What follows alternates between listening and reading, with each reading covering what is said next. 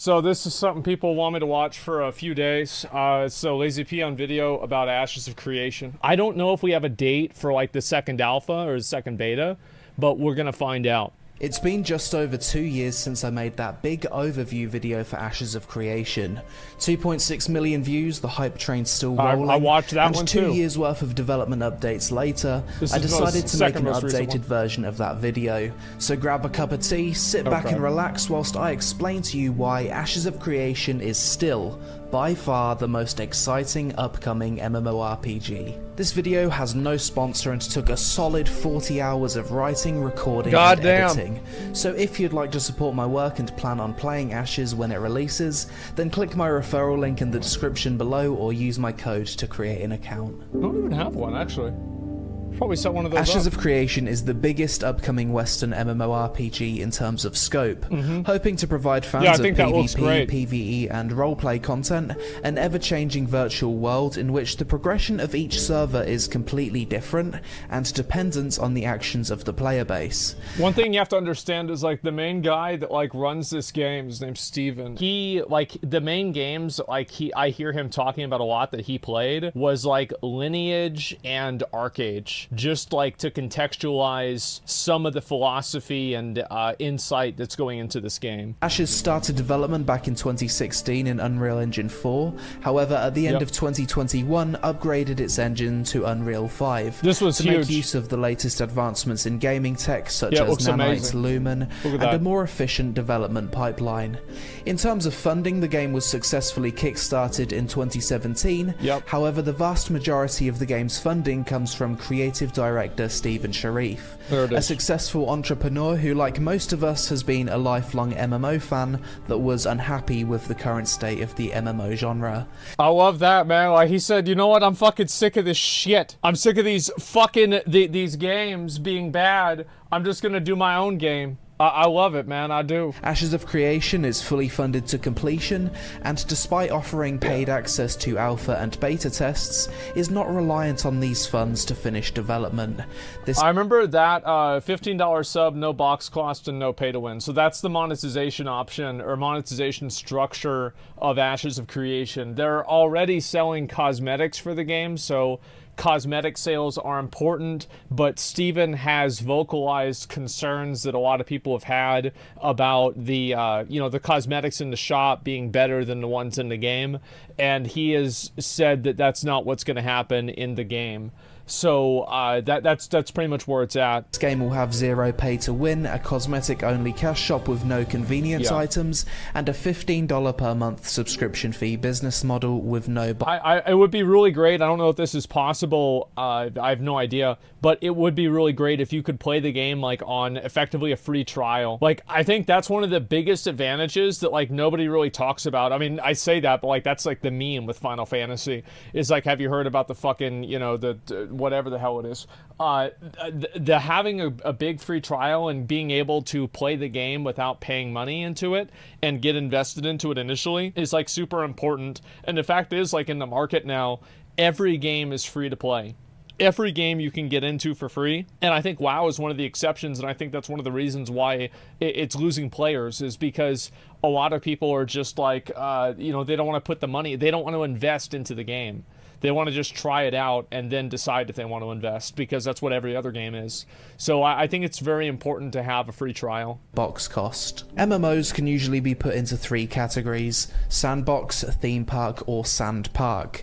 An example of a theme park MMO would be Final Fantasy XIV Yeah. or WoW, an Yeah. on-rails story-driven experience with a lot of scripted instanced content, heavily reliant on developers constantly adding new raids, dungeons, and gear treadmill content to keep people playing. An example of a sandbox MMO would be EVE Online, a game that's almost entirely a great player-driven. You need to create your own goals and find your place within a player-driven ecosystem, typically joining alliances or guilds to take over land and control resources. Basically, like the These players games are are their own less content. reliant on developer-created content, Yeah, as the exactly. interaction between players is the content, and it's Now, I've said that before. That's one of the big reasons why a server like Moonguard is more resistant to content droughts in WoW, is because those people, part of like the content that they get out of the game is not driven by the release schedule of Blizzard Entertainment. It's driven by what's happening on the server, what the players are doing, etc. So like you have another level of investment there.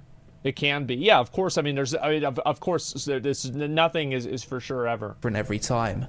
A Sand Park MMO is basically a hybrid of theme park and sandbox. Yeah. There's a lot of player-driven content, however, there's also developer-created scripted encounters such as raids and dungeons. Yeah. This is the category of MMO that Ashes of Creation falls into, and personally, it's my favorite type of MMORPG. Yeah, I agree with that too. I think that you need to have instances, or you're just not going to have any challenging content for people that like that kind of stuff. MMOs can't make everybody happy, but they do have to at least think about making different genres of players happy.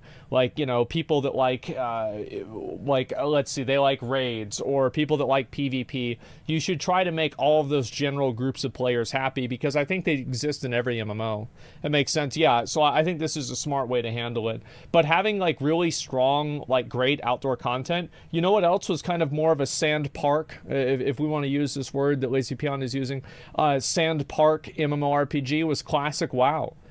Classic WoW absolutely had a ton of world content. It had a ton of open world stuff that players could do, you know, things that they could influence in the world and control, like Devil Star Mafia, fucking like world buff meta, etc. So I think that was a positive thing. Now, obviously, there was a lot of friction that created, but I think that a more refined version of that could still be extremely popular now. So what makes Ashes of Creation unique? How does this game innovate to push the genre forwards? Let's see. And why should you be excited for this MMO over all the others that have released and failed over the past 15 years?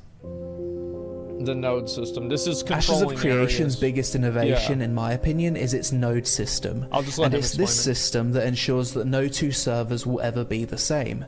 Basically, when the game launches, the world will be empty. However, over time, camps, villages, towns, cities, and sprawling metropolises will pop up in locations where players earn XP from killing. What I'm concerned about is that once one type of node is discovered that is the most rewarding in some sort of like very deliberate way, like it gives you more damage, or it gives you more X or like health or something like that, or more healing, everybody is going to have everybody at that node. And I think you can use a parallel to this with like New World. And you guys remember in the beta, whenever I said, like, this is stupid with the auction houses and controlling things, because the people that control fucking, not Morrowind, what's it called again? Morningdale. The control Morningdale are making 5% of the money that the people are making in Everfall and Windsward, because those are the main towns that everybody is at. And if you go to, it's not Morrowind, but if you go to every server is pretty much the exact same, because these locations are the most advantageous geographically. They're in the middle. There's the least amount of travel time to the other zones from that zone. And I think also that's where new players are, and so that's where older players go, because they want to be able to sell their stuff at that point. And so it just ends up being everybody goes to this one place. So I worry about the node system becoming formulaic, because the way that people play video games now is that as soon as they see what the meta is, everybody's playing the meta. And you guys saw me do that just a few minutes ago whenever I was doing the Tower Fantasy thing, and I was looking at like, okay, well, every other guy uses this, I'm going to use this too. That's metagaming. And I'm thinking, how many people are going to look at the maps of these good servers and be like, well, this server's doing this, so we should do that too. Or this streamer's doing this, so we're going to do that too.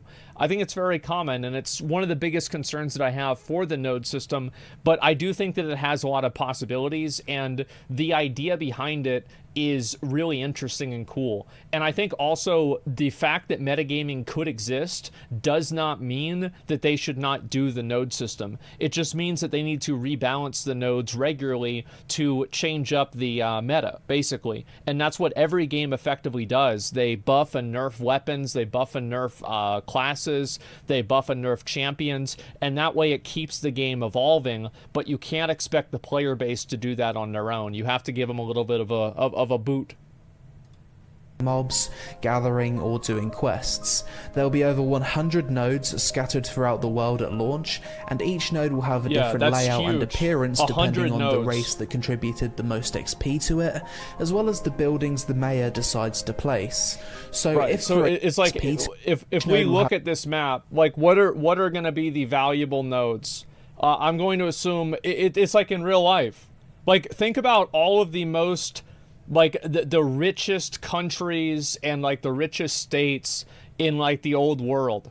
You look at, like, a lot of the places, like, you look at Constantinople, like, almost all of the European countries that are incredibly popular and incredibly wealthy had ports. That's right. They had access to water.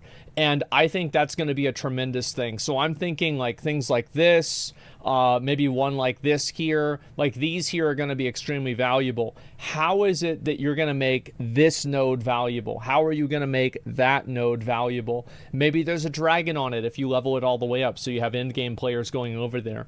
I think that you really, really, really need to make sure this goes right.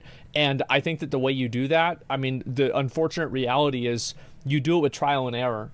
You bring out the game, and then you see the nodes that nobody is leveling up. And, of course, you can predict a lot of it, but you'll never be able to predict all of it. And then you have to change it dynamically. And so this is something that is very promising, but it's also something that has to be a promise to continue to invest in. Have a different layout and appearance depending on the race that contributed the most XP to it, as well as the buildings the mayor decides to place.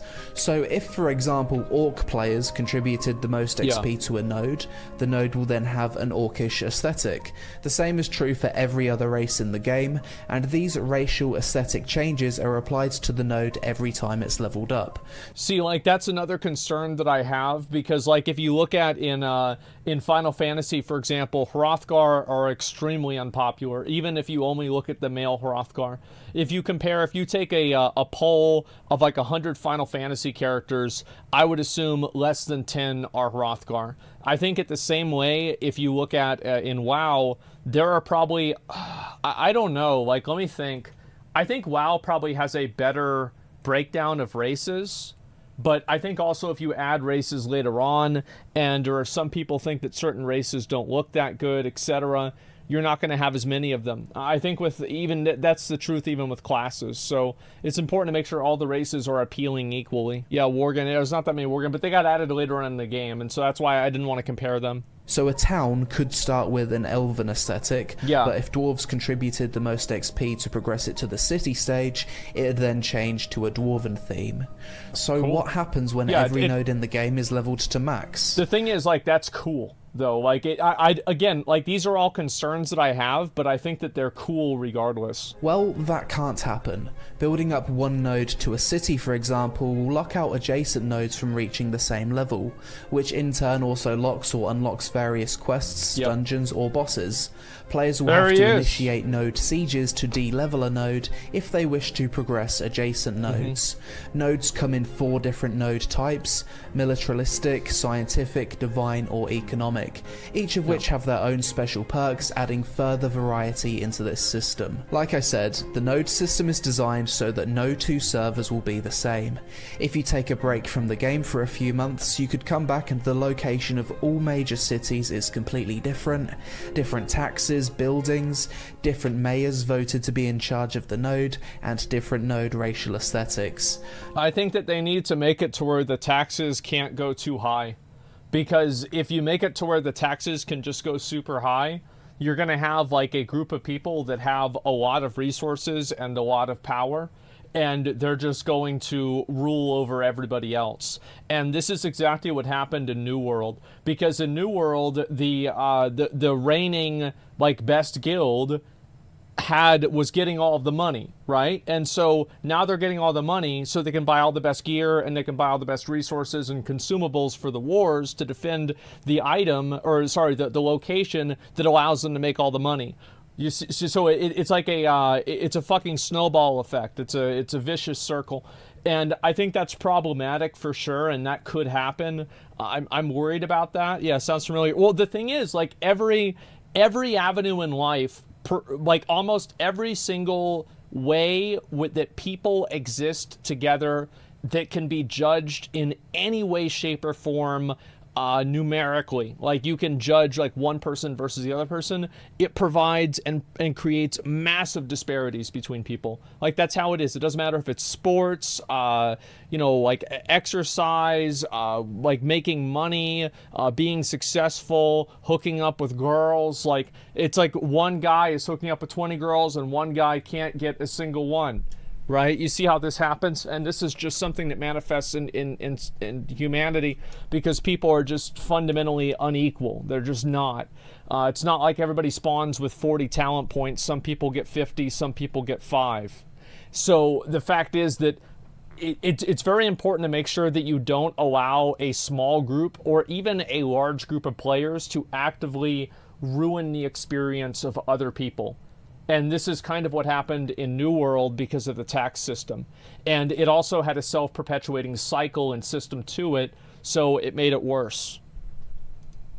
No other MMORPG has ever done this before, and we've already seen this system working up to the village stage in last year's Alpha 1 test. Node politics, okay. On top of the node system also lies the node political system, where players compete to become the node's mayor. The process of how this is done varies depending on the node type. Scientific node mayors are voted for democratically, militaristic node mayors are chosen by victory in a last man standing tournament, economic node leadership is sold to the highest bidder, and divine node governance is given to the player that completed the most node quests. Once a mayor has been decided, they can set the tax rate and to decide which building projects to pursue. The only way to remove a mayor is by... You see how you can turn the tax rate all the way up to 100%? Because you can see, like, this like little thing is at 10%, and it's going to go all the way up to 50. And like, especially if you have people that are starting the game off, they'll be at that town and you'll still make the most money. And like, so that's one thing that can happen. Also, with the military thing, like, so this is what would happen in the Warlords of Draenor Coliseum, is that people would queue up with like 5 of their friends, and then they would just like basically throw the game at the end to make the person that's their friend that they're like rotating around the wins with, make that person win the game. So I worry about that, especially with like, oh, it's a death match. It's like, well, yeah, but what if 2 people are in there and they're fighting together? You see, yeah, it's like win trading. Like, how do you deal with that? I don't know. But again, like, these are all...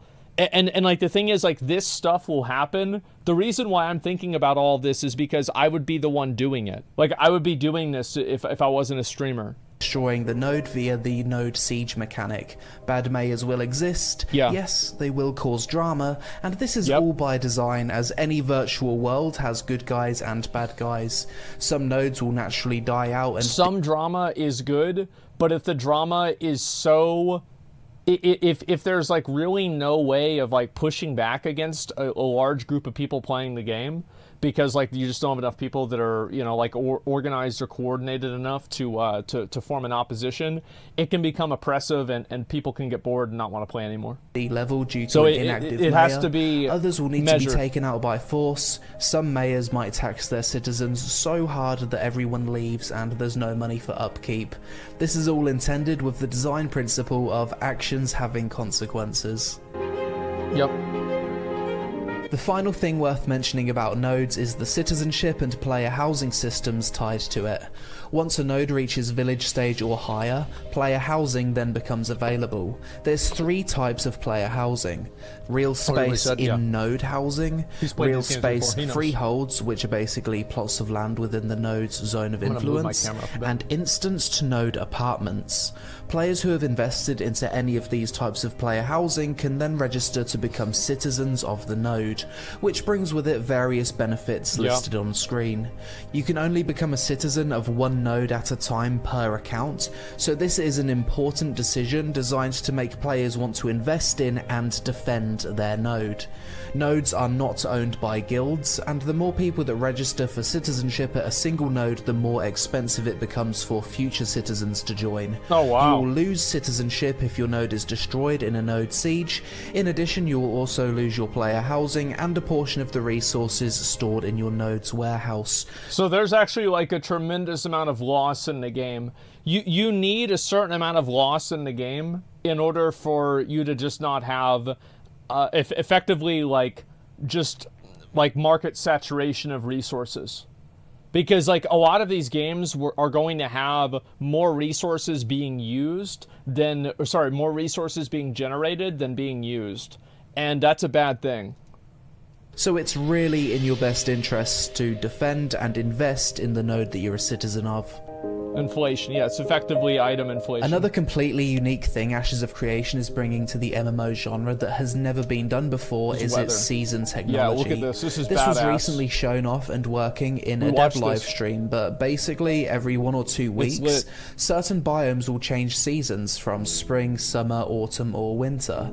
In doing so, the appearance of monsters might change, there will be buffs or debuffs to your character, dungeon entrances or mountain passes might become frozen over or inaccessible, some gatherable resources might become unavailable during certain seasons, which might have an economic impact, and there'll also be different weather effects depending on the season. That's really cool. I hope that they do it by a monthly cycle.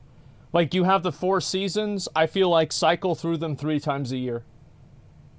Like, that in my mind makes the most sense. Monthly is good, yeah, because if it's weekly, please? No, because if it's weekly, you want to have the idea of the person who stocks up on items in the winter to sell them in the summer 2 or 3 months later. You want to have that. And you can't have that if it's weekly. That's why I think that it has to be monthly. But I think that having it correspond with yearly, the same as like real life, I think that's too much. This, coupled with the ever-changing node system, gives Ashes of Creation the potential to be the MMORPG that has the most interesting, immersive, and evolving world we've seen out of any MMO to date. You leave the game, log in a few weeks later, the node has changed, the season has changed, new events and quests have spawned, it'll feel like you've zoned into a completely new location. On the PvE side of things, something I find especially interesting with Ashes of Creation is how content such as dungeons and raids will have adaptive difficulty based on the performance of the party against previous bosses. So let's say your group absolutely steamrolls the first boss in a dungeon or raid. The next boss will then scale to be more difficult, unlocking additional mechanics, and as a result drop better loot. In addition, node development also has a big impact on PvE difficulty and content availability too. The higher the node level, the higher the level of mobs in the surrounding area. I hope that the adaptive difficulty, obviously like this is what they've said is going to happen, is that like the adaptive difficulty functions on like multiple levels. But I think that if you really want something challenging, it has to be instanced. Like, that's just the reality. I think it has to be instanced.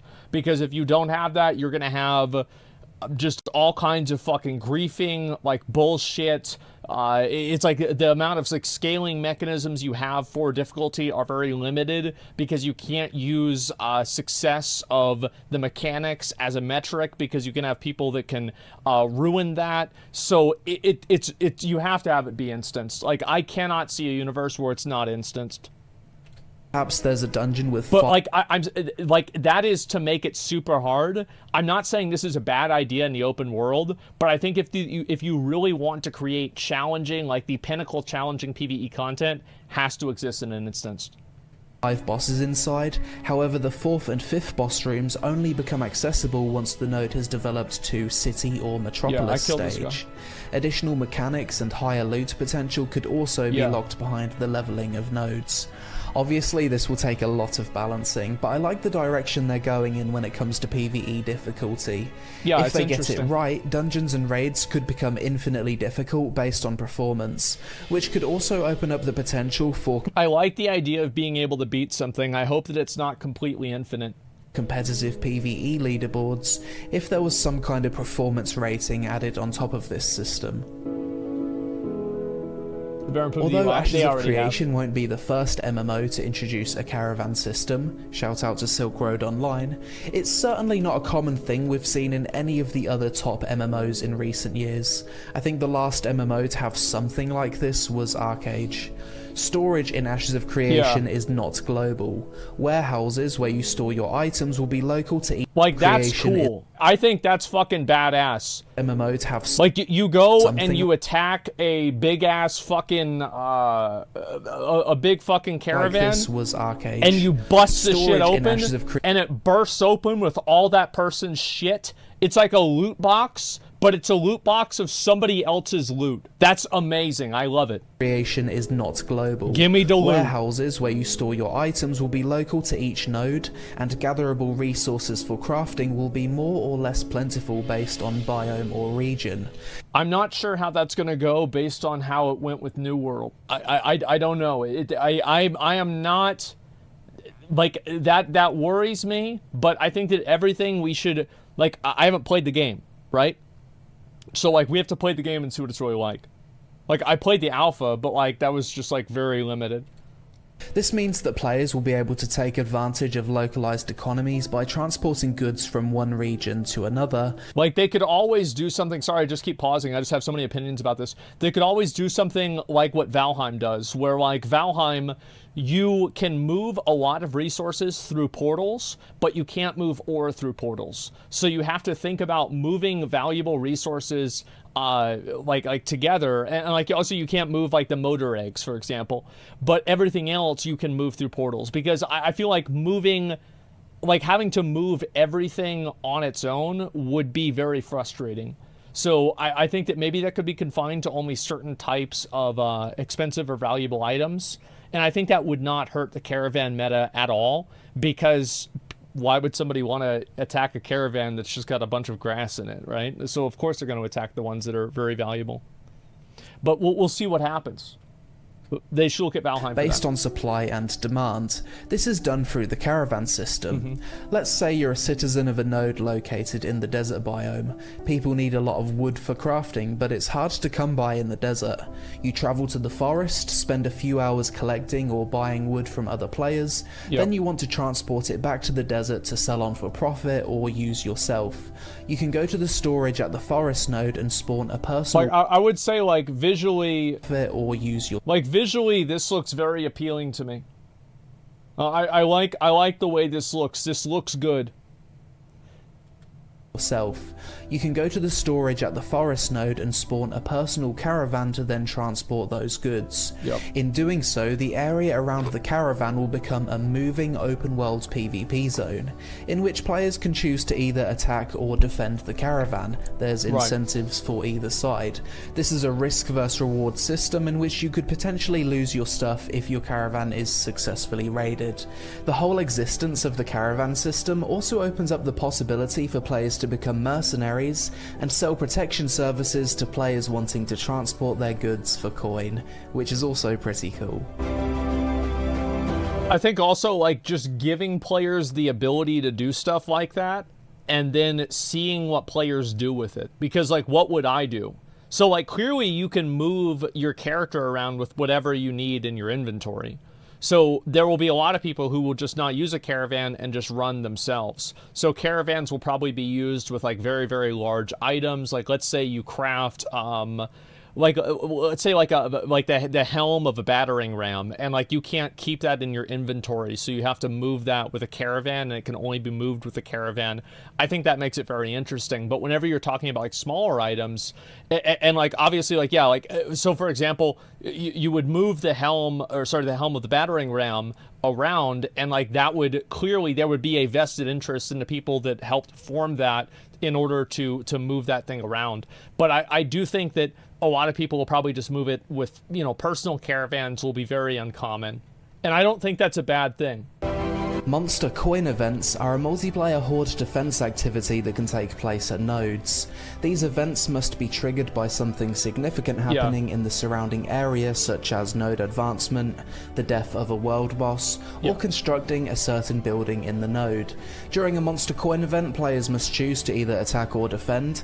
Attackers can use monster coins to transform into a monster and attack key objectives in the node, whilst defenders must defend against the attacking horde of monsters. items. Monster coin events cannot de-level a node, however they can kill important NPCs or disable buildings at the node for a while if the attackers are successful. Monster coins can be obtained via rare drops in-game, and the rewards for this activity are entirely cosmetic. That's good. I like the idea of that. I think that's a really good idea, but I think that they need to make sure that whenever they do something like that, it is notifying the entire server.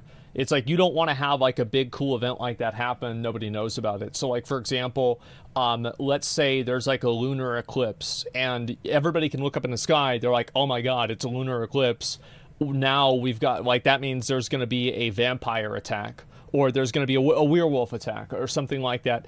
And you know that that's going to happen based off of the context of the weather. Or like, for example, let's say it's like really rainy and there's like, you know, a 10% chance of it to be rainy one day and a 10% chance of it, whenever it's rainy, to have tornadoes. And if there are tornadoes, there's like pretty much 100% chance that something like Alakir will spawn, or like some sort of wind elemental or wind god that you're going to have to kill out in the open world that's a world boss. So like creating ways, because like a notification on the middle of your screen that says, please proceed to node 17B for your mandatory fun encounter with Thundiran or with Ragnaros, I think that's stupid. But like you want to give their, like, let's say there's a mountain or there's a volcano and there's a chance, a 1% chance every day the volcano erupts. And the fucking volcano erupts, shit happens, the dragon flies out of the fucking volcano, you've got magma worms coming out of it too, that's attacking the city, and it's fucking awesome, right? And you put the volcano right next to a massive city, so everybody has a bigger vested interest in doing this. So you want to create ways that players can detect the changing of the world without using words. Without using words. Give people, like, you know, it's a blood moon, it's an eclipse, it's a volcano eruption, it's a rainstorm. You know, it's the same as like out in the open seas. Let's say there's a rainstorm out in the open seas. Well, there's got to be a sea serpent out there, obviously. The final point I want to make when it comes to what makes Ashes of Creation so unique is the sheer scope of the game. When you combine all the features and innovations this game will have, it's... That's the best thing about the game, and also the main thing that people are concerned about is that how can a game promise this many things and actually be able to deliver? Surely gonna be the biggest fantasy MMO ever made to date. 9 different playable races, both with male and female options, 480 square kilometer world size at launch, fully open world game where you can go from one side of the map to the other, no loading screens, dungeons, raids, world bosses, open world PvP with a criminal system, caravan PvP. Let's say it doesn't. Let's say it only does half. It's still, I still think that's incredible. And also, let's say it does half on release. That doesn't mean they can't add it later on. Like, oh, castle sieges aren't ready yet. It's not going to be ready for 6 months. Okay, that's fine. Like, I'm waiting to see, like, yeah, let's just see what happens, man. PvP, castle sieges, node sieges, arenas, duels, guild wars, crafting and artisan system, monster coin events, political system, citizenship, player-run shops, taverns with parlor games, top-tier character customization, transmog cosmetic collection, 64 different class combinations, 3 forms of player housing, both open world and instanced, achievements, leaderboards, gathering, questing, hybrid combat system, player-driven economy with localized storage, pets, massive guild system with guild halls, both land and water mounts, and 18 different biomes in the world.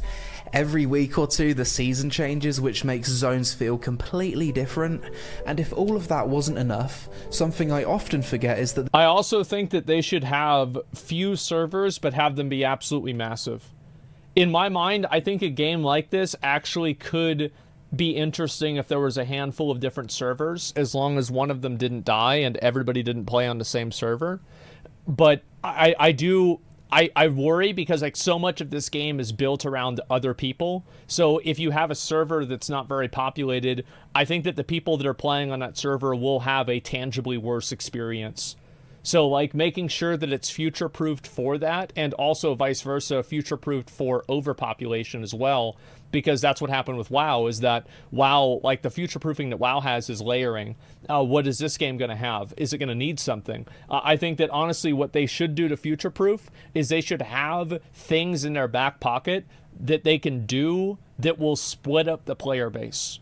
Like it will cause players to go to different locations on the map, so it doesn't look like everybody is all competing for the same resource. The server's gonna be griefed 100%. Yeah, and that's what I worry about. The game will have an entire arcade-style naval system One mega server? where That'd you be can perfect. sail I'd across love the that. ocean on massive ships That's and fucking partake cool. in Look at naval that. PvP and naval trade routes. I'm so excited I've for probably forgot to mention a few features in that little ramble, but my point is, this game will be bloody huge.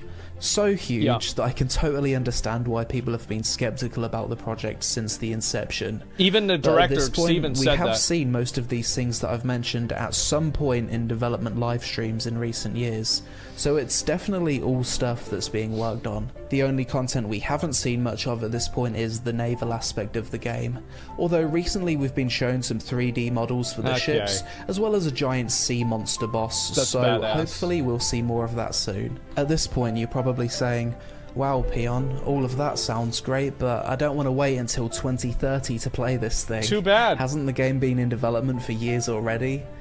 Yes, it has. But unfortunately, my MMO-hungry friends, this is a genre where games take... Just bring it out when it's ready. Like, that's how I see it. Just bring it out whenever it's ready, bring it out. I think that not every single feature has to be 100% complete on release.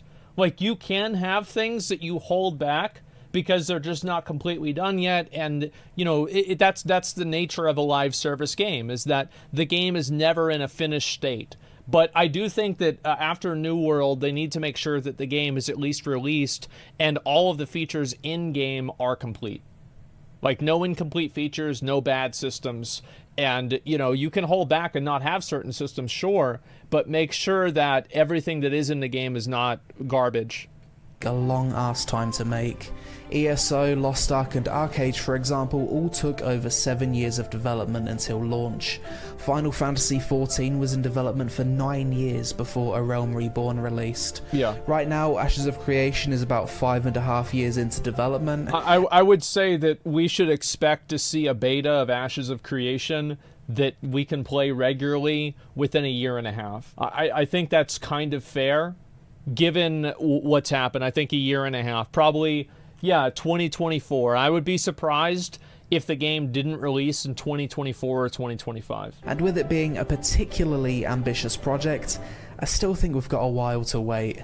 That being said, since moving to Unreal Engine 5, their development speed seems to have gone through the roof, with significant progress shown every live stream. Well, obviously it has, because a lot of the game is probably conceptualizing and then designing the ideas behind it, and then programming it probably will take a tremendous amount of time, but that's something that they can do that, you know, like they're not showing the entire world programmed, right? They're just showing one zone.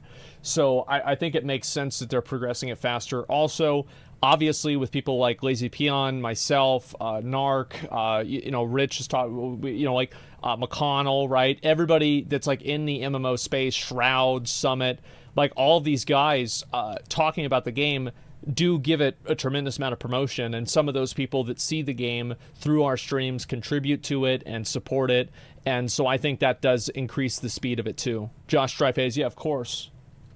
So maybe it's closer than we think. The other stuff. So far, I've only explained the unique aspects of Ashes of Creation, the things it's doing to push the genre forward. Yeah. But the game also has a lot of other features that you're likely familiar with from other MMOs. So next I'm going to break down everything the game has into the following categories: PvE content, PvP content, roleplay content, the worlds, professions, class and combat system. Roleplay content, I think, is so important. Like New World, one of the reasons why I think New World is not successful is because the roleplay content in the game is mediocre. It's just not very good. Like Final Fantasy, you know, on the other end of the spectrum is so good with its roleplay content that I think it carries the game entirely. As this is such a WoW is in colossal the game middle. with so many different aspects to it, it's impossible for me to talk about every feature in depth and answer every question you might have. Thankfully, there's a fantastic resource already available called the Ashes of Creation Wiki that's constantly being updated and has thousands of pages worth of information. I didn't know about Any this at all. specific questions you might have, check the wiki and there's a 99% chance you'll get an answer. Shout out to Lex, who's been keeping this up to date over the years. That's tremendous. The PvE content in Ashes looks a little bit like this. Content is tailored for group sizes of 40, 16 and 8 player groups. The maximum size of a party is 8 players. Dungeons are designed for these 8 player parties. 20% of dungeon and raid content is instanced, whilst 80% are open world. Raids and dungeons are designed for group sizes of either 16 or 40 players, and raids and dungeons both use the adaptive difficulty system that I spoke about earlier in this video. The only problem that I have is what happens whenever you bring 50 or 60 or 100. Like, how is bringing 70 people to a raid not the solution to not being able to kill the boss? Oh, well then it just randomly kills, like, let's say 30 people, right? It just instantly kills 30 people or anybody else who engages or whatever. Well, okay, then you're gonna grief people with that. It's very complex to do something like this. It said max 40? Yeah, but in open world content, how are you going to put max 40 people? You're going to put a wall up so more people can't get in? What if somebody gets in inside of a raid and there's, 3 people inside that aren't part of the guild and they're just there to grief the guild, and then there's 3 healers that can't get inside? The way that I do everything is I reverse engineer how can I troll somebody with this, and then I figure out how to solve that problem. People will find ways Ashes of Creation will have many world bosses designed to be contested by large groups. We were the ones, me and Jeff were the ones that would grief people's Kazakh kills in BC. It was me and Jeff. Primarily Jeff. Groups of players and guilds. These world bosses will have a chance to drop legendary equipment and a tiny chance to drop eggs that can hatch into non-permanent, limited-time flying mounts. That's badass. Due to how they're designed, world bosses are also likely to attract open-world PvP with multiple guilds fighting for the glory of the boss kill and loot. Monster Coin events are another PvEVP event that I spoke about previously. These horde defense style events are likely to spawn following the leveling of a node or a world boss being killed. Quests are another form of PvE content, and they come in multiple forms. Events, tasks, narrative quests, daily quests, epic and legendary quests, racial quests, class quests, and caravan quests. Jumping puzzles will also be another fun aspect of PvE in Ashes of Creation. I love this. You'll encounter them whilst questing and exploring dungeons. There was already... Like, yeah, stuff like this in like every game is amazing. Like, I don't know how many people told me about, like, there's a new Final Fantasy jumping quest. There's also a jumping thing, like the Kugain Tower was like, people were like, fucking, you have to do this, right? And yeah, Guild Wars 2, like, I've heard is one of the best games for this. Already a few of these present in the game during the Alpha 1 test in 2021. PvP, alright. Next, PvP content, and yes, there's a lot of it. First, The only PvP content that I really care about is sieges. Like, any small-scale PvP, I feel like is never going to be as good as an actual PvP game.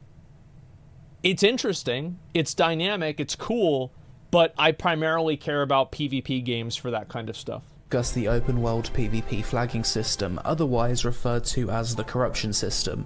In most cases, if killed by another player, the only things dropped upon death are gatherable and crafting materials. Yeah, that's fine. There's 3 states a player can be in: green, non-combatant; purple, combatant; and red, corrupted. Oh my god. Each player starts out as green unless they attack or fight back with another player, at which point they'll turn purple. Green non-combatant players who don't want to engage in PvP are still incentivized to at least run away or fight back. No, I understand that might have looked complicated. It does not. It's completely logical if you actually looked at the chart. Like, you could have guessed what would have happened without even looking at it.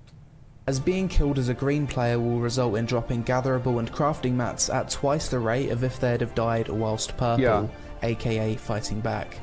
Purple indicates a state of consensual PvP. You're actually rewarded by dropping less gatherable mats on death if you die in this state. If a purple player kills a green player, then they become red, corrupted.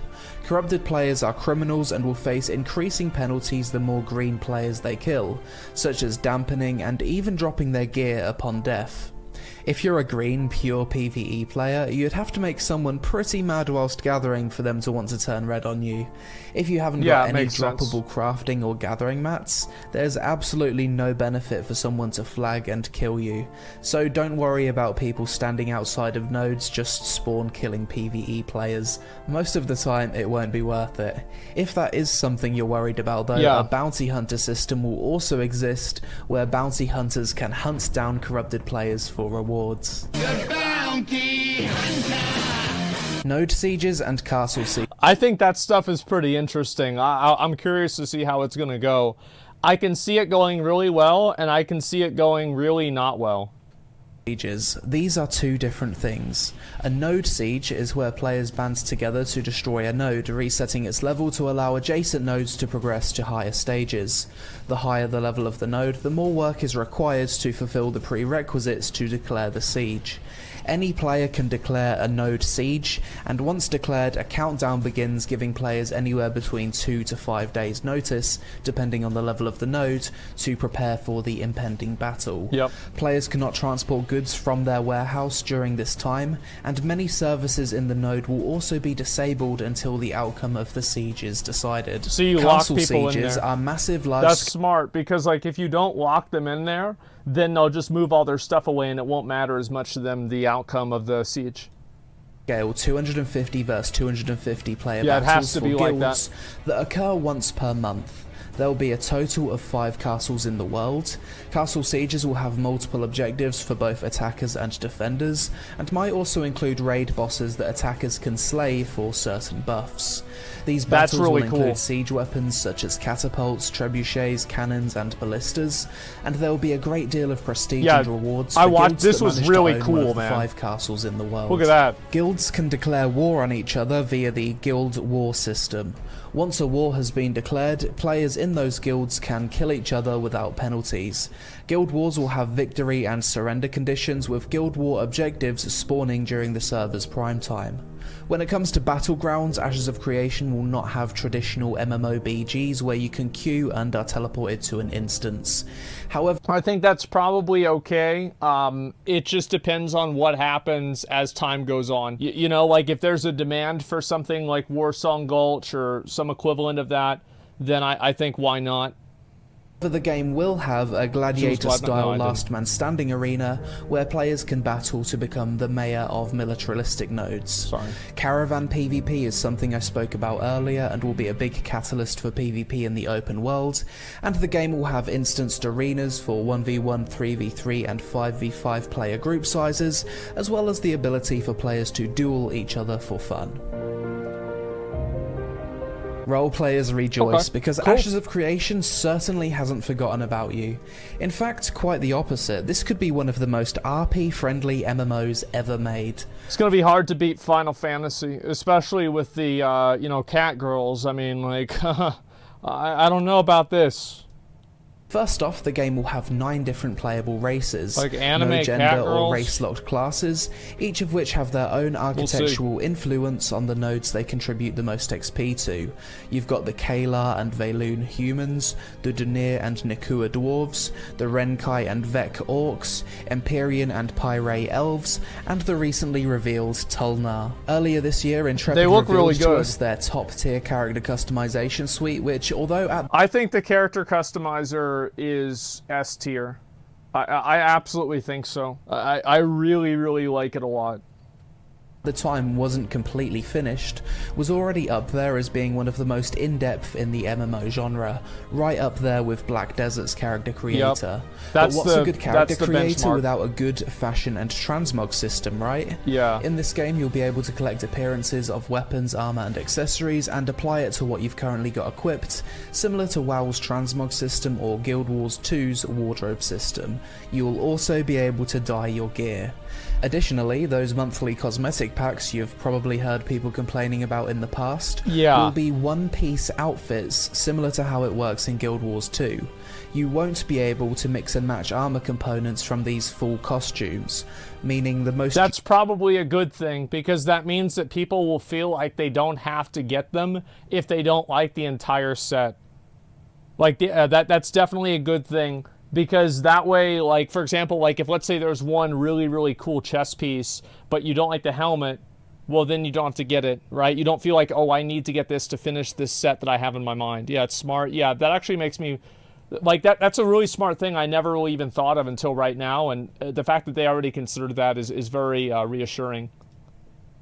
Unique transmog combinations won't be something you can just buy from the cosmetic shop. We've already touched on player housing earlier in this video, but to reiterate, they come in 3 types.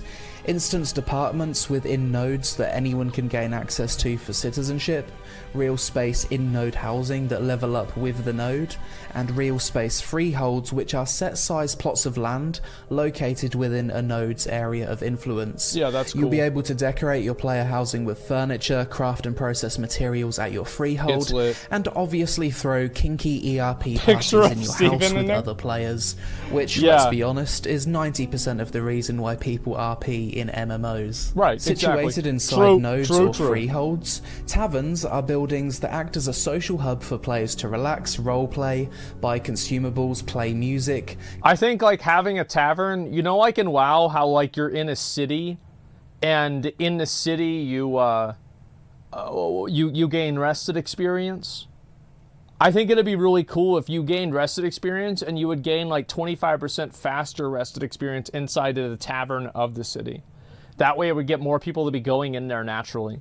Like, New World has taverns, and I've never seen a person in the tavern of New World. And the unfortunate reality is, like, the taverns are actually very cozy. They look incredible, but there's just simply no reason to go in there.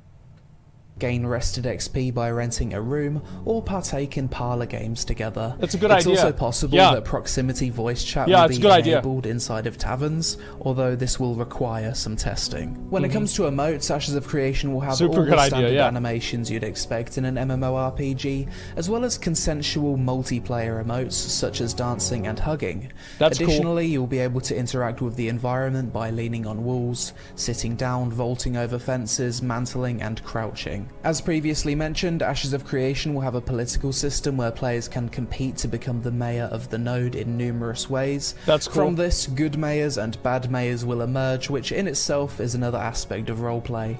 And finally, yes, marriage, including same-sex marriages, will be a thing in Ashes of Creation.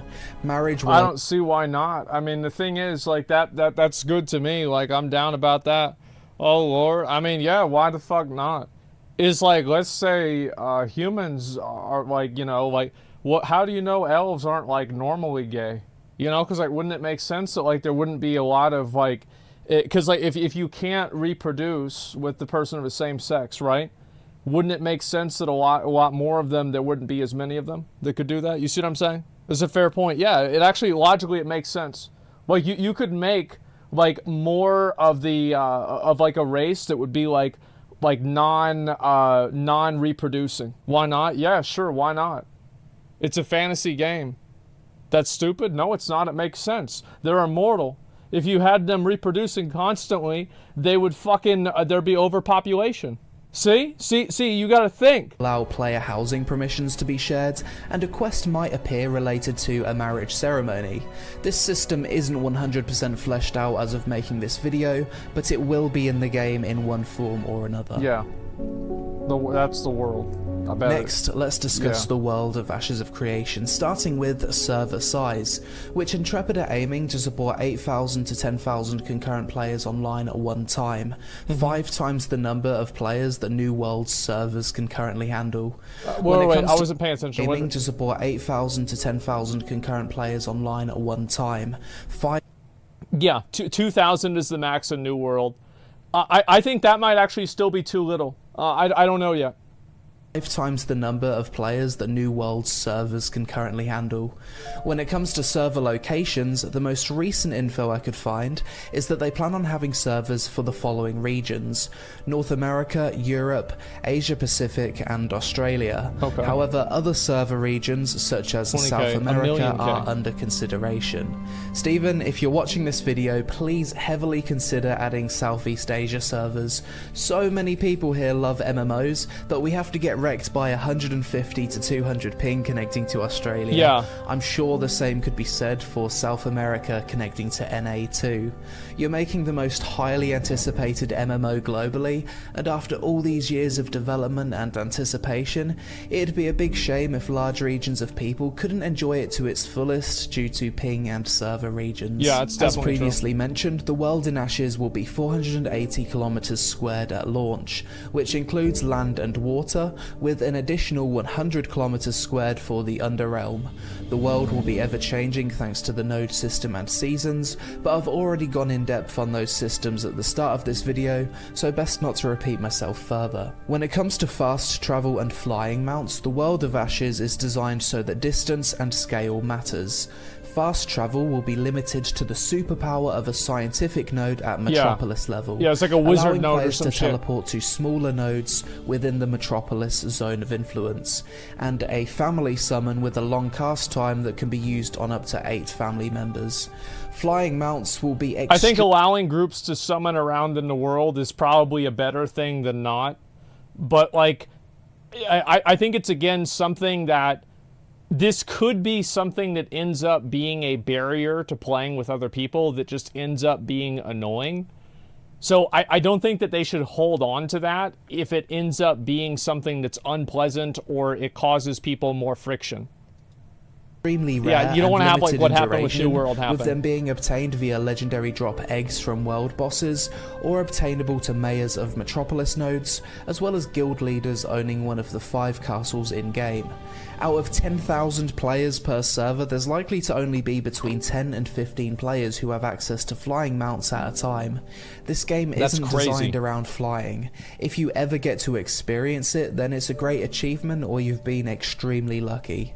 For the most part, you'll travel around I think that they should have it where like you can get a flying mount from effectively, like, think of it like WoW, like think of it like Proto Drakes and Wrath. Like, you could get a Proto Drake just from getting really fucking lucky and seeing the Time Lost Proto Drake, or getting the egg out of the Oracle's egg, right? And you get the green one.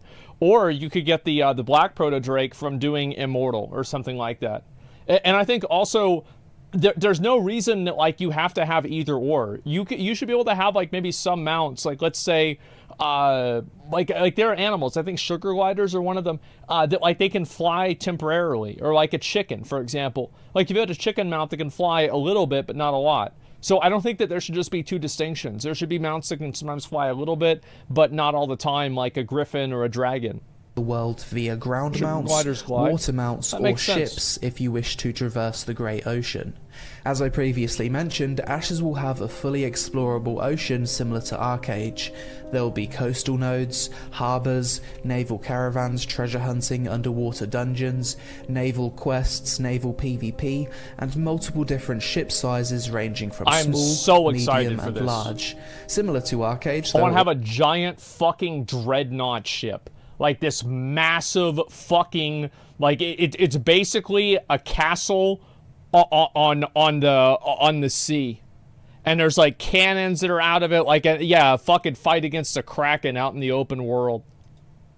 Also be giant sea monster world bosses, like the Negalith, which was recently teased and should be present in Alpha 2. Lore and story is definitely something that's present in Ashes of Creation, however it's not one of those MMOs where you're the chosen one, hero of light, center of the universe, god of all things, with NPCs worshipping you upon sight because you followed the same linear story as millions before you.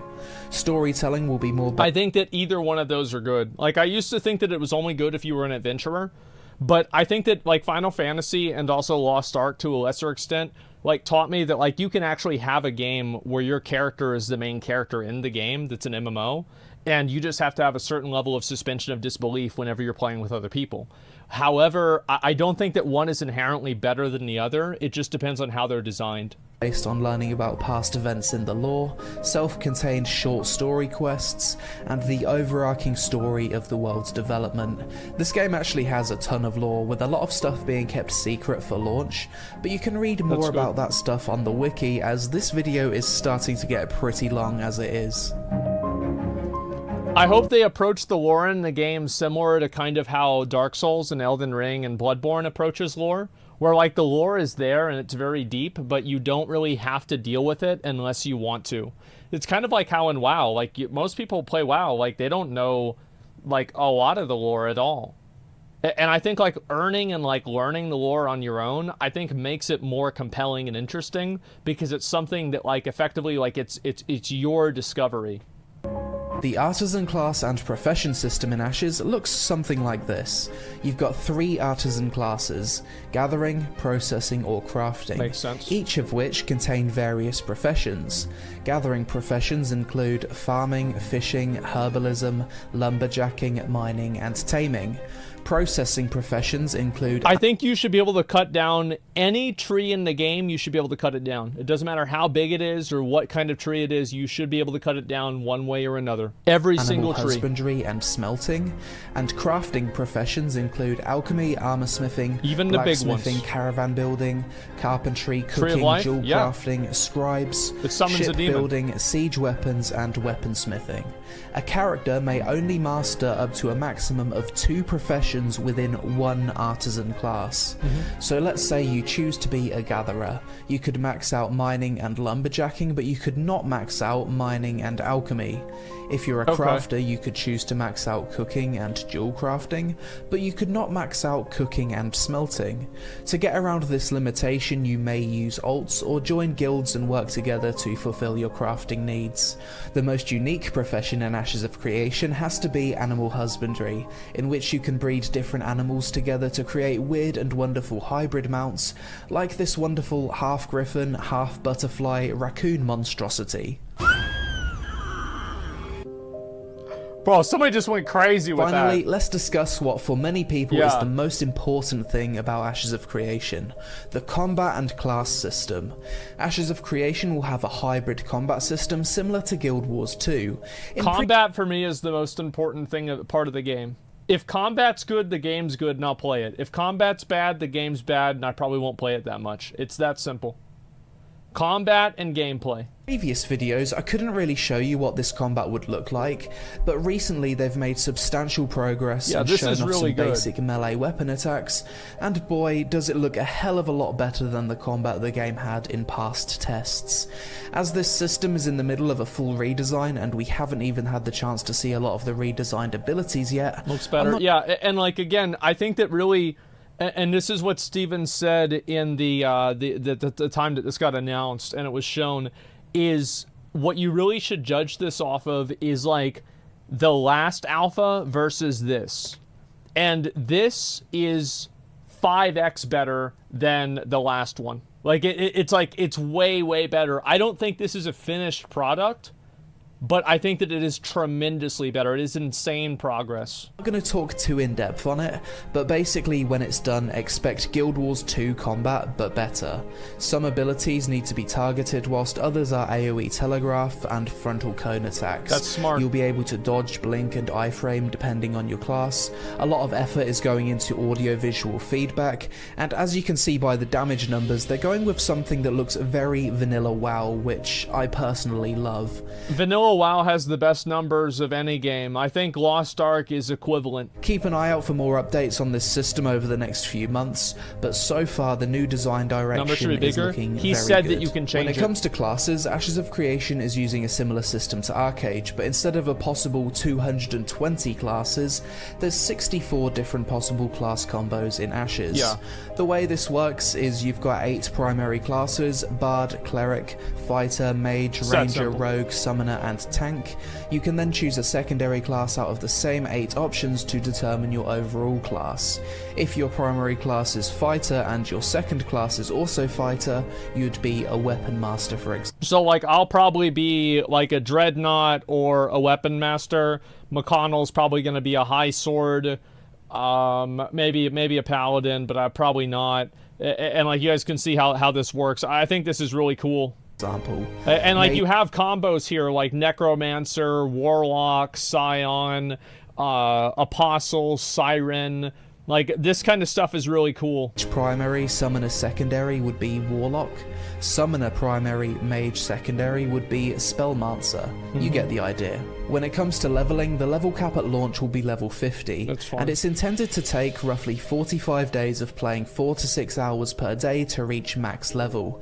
At each level you'll receive various rewards, from skill points to new quest unlocks and other stuff to make leveling feel rewarding. Yeah. If you've made it this far, congratulations. No, the odds are, like, for a lot of people, like, think of it like this. Most people, it takes them, like, probably, like, 5 to 10, I'd say 7 to 10 days to get max level in WoW. Every expansion. And how do we do it?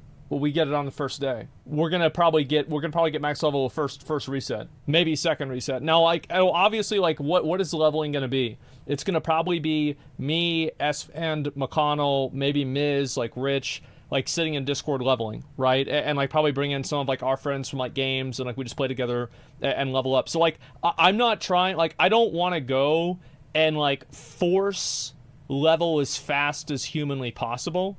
But I do want to be very efficient. Like, I don't want to waste a lot of time. I want to get to max level. You've just been absolutely battered with information, and my 64, brain is starting to shut down from the sheer amount of research and writing that's gone into this video. It's been 5 years since my first Ashes of Creation vid back in 2017, and the footage of the game back then compared to now is completely unrecognizable. Intrepid Studios has grown to a team size of over 150 developers, attracting some of the best MMO talent from North America, and since I think that a lot of people now, especially after seeing the promise that the game has shown, are going to be more likely to like try to invest into the game. I think also like I'm going to play the game pretty hardcore at the beginning, but like my focus will always be and has always been the quality of the stream. So like if I feel like the stream would be better if I leveled slower, then I will do that. If I think the stream would be better if I just got to max level and I did the max level content, then I would do that. I will do whatever is best for the stream. Upgrade to Unreal Engine 5, they've been absolutely pumping out substantial progress with every dev live stream. Yeah.